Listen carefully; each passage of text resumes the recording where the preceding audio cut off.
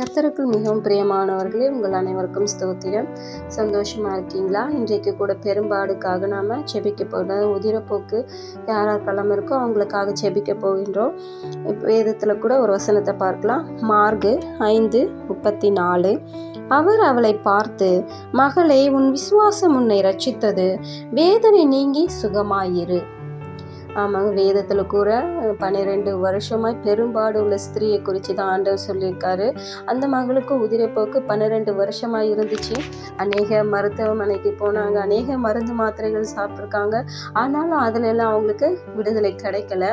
ஆண்டவர் ஏசப்பா வராருன்னு சொல்லி கேள்விப்பட்டு அவங்க பின்னாடியாச்சும் போயிட்டு அவர் வஸ்திரத்தின் ஓரத்தையா தொட்டாலாவது நமக்கு விடுதலை கிடைக்கும்னு நினச்சி விசுவாசத்தோடு போய் தொட்டாங்க.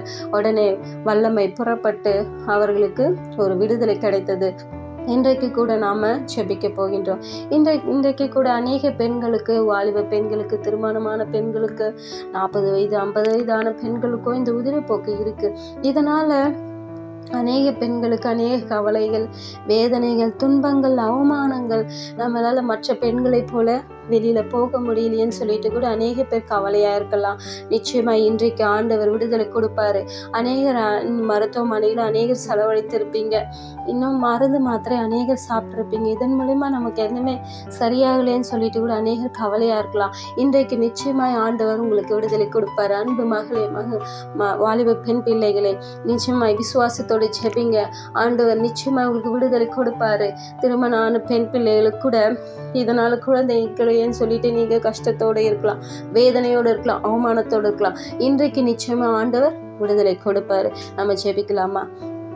எங்களை அதிகமாக நேசிக்கும் எங்கள் அன்பின் பரம தகப்பனே, ஆவியானவரே, இன்றைக்கு கூட இறங்குவீராக. எங்கள் ஒவ்வொரு மேலும் ஆவியானவரே வல்லமையை ஊற்றுவீராக. இப்பொழுது இறங்க என் தகப்பனே.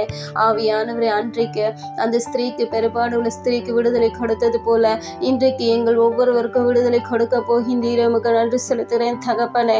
அன்றைக்கு வல்லமை புறப்பட்டது போல இன்றைக்கோ யாரெல்லாம் நோக்கி பார்த்து கொண்டிருக்கின்றார்களோ ஒவ்வொரு பெண்கள் மேலும் உடைய வல்லமை புறப்பட்டு வரட்டும். இயேசுவின் நாமத்தில் துதிக்கிறோம், செபிக்கிறோம் தகப்பனே.